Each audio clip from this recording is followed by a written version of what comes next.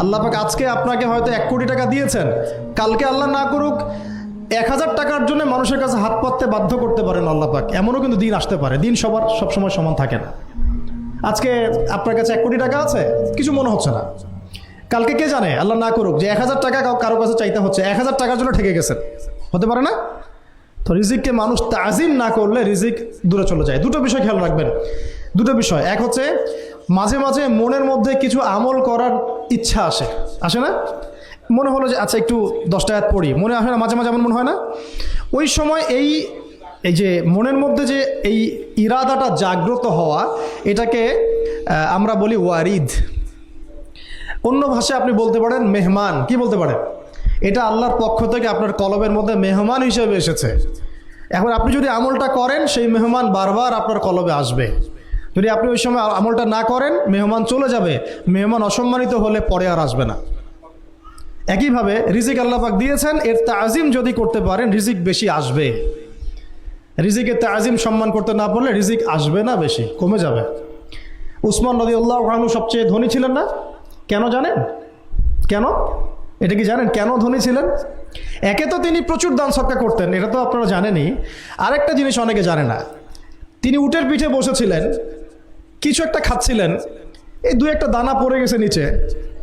উটের পিঠ থেকে নেমেছেন, নেমে সেই দানা উঠিয়েছেন, পরিষ্কার করেছেন, ধুয়েছেন, আবার খেয়েছেন। তার এই 2-4টা দানার কোনো কিন্তু মানে পরোয়া না করলেও চলে, তার প্রচুর অর্থ সম্পদ আছে। এত অর্থ সম্পদ যে তাবুক যুদ্ধের দিন 30,000 সেনাবাহিনীর দায়িত্ব নিয়েছেন। 30,000 সেনাবাহিনীর দায়িত্ব নিয়েছেন। সেনাবাহিনী যাবে, থাকবে, খাবে, তাঁবু টাঙাবে, সব দায়িত্ব তার।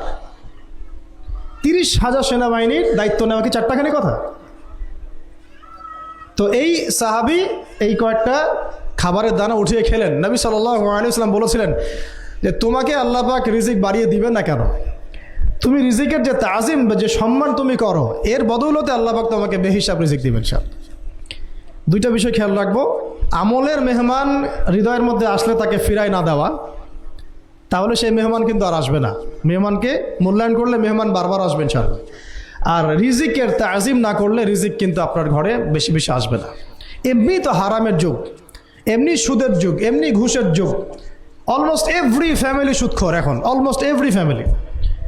মেয়েরা স্পেশালি যারা শাশুড়ি টাইপের, আপনারা মাইন্ড করেন না, তাদের সাইকোলজি যে এতই নিচে নেমে গেছে এখন যে আমার মেয়ে জাহান্নামে যায় যাক। হ্যাঁ, আমার মেয়ে জাহান্নামে যায় যাক, সমস্যা নাই, দুনিয়াতে সে যেন ভালো থাকে। এটা কেন বললাম? একটা সুদখোরের ঘরে তুলে দিতে সে দ্বিধাবোধ করতেছে না, একটা দুর্নীতিবাজের ঘরে তুলে দিতে দ্বিধাবোধ করতেছে না, একটা ঘুষখোরের ঘরে তুলতে দ্বিধাবোধ করতেছে না। হ্যাঁ, একটা মানে কি বলবো, মাদকসেবী, ড্রাগ এডিক্টেড, বা এই যে আর কি বলবো ফাসেক, জালেম, এই ধরনের ঘরে উঠাই দিতেও সে দ্বিধাবোধ করছে না। 5তলা বাড়ি চাই আমার, আর কি, আমার মেয়ে 5তলা বাড়ি থেকে সুখে থাকবে। এই যে সুখের ডেফিনেশন এখানে দিয়েছেন আপনারা। এই জন্য কত হাজার হাজার মেয়ের জীবন নষ্ট করে দিয়েছেন আপনারা।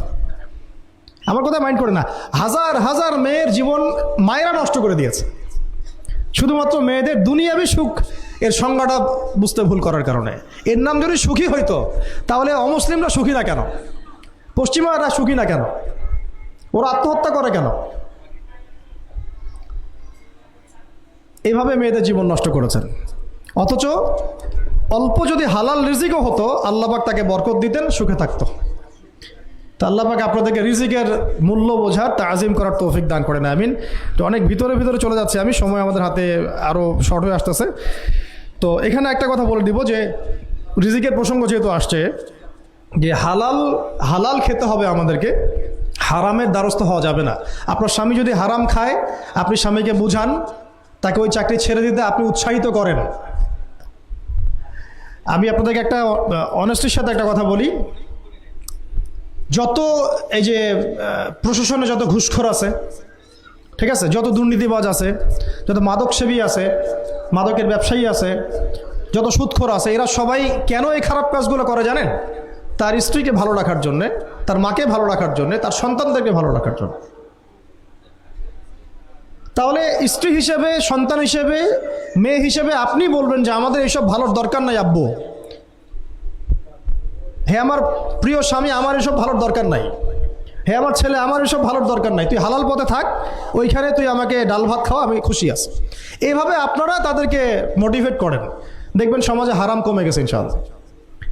আর হারাম খাওয়া এই ছেলে মেয়েগুলোও কিন্তু মানুষ হবে না। হারাম খাওয়া যে ছেলে মেয়েগুলো রক্ত মাংস করে উঠছে, এরাও কিন্তু মানুষ হবে না। আল্লাহ পাক আমাদেরকে হালাল খাওয়ার তৌফিক দান করেন, এবং হালালের জন্য আপনাদের ভূমিকা অনেক বেশি। আমরা উত্তরবঙ্গ সহ দেশের বিভিন্ন জায়গায় সফর করে যেটা দেখেছি, যত সুদী এনজিও আছে না, এনজিওগুলোর মধ্যে মহিলাদের নামই বেশি, জানেন? মহিলাদের নাম বেশি সুদী এনজিওতে। তো এই দাওয়াতগুলো আমরা মা বোনদেরকে দিতে চাই যে কোন অবস্থাতে যেন হারাম রিজিকের দিকে আপনারা না ধাবিত হন, এবং রিজিকে তাজিম করেন, পরিবারের মধ্যে হৃদ্যতা ভালোবাসা বজায় রাখেন, একে অপরকে বিশ্বাস, সম্মান এবং শ্রদ্ধা করেন। ইনশাআল্লাহ তাআলা আপনাদের পরিবারও সুখী হবে, রিজিকও সুন্দর হবে, এবং রিজিকে বরকত হবে ইনশাআল্লাহ।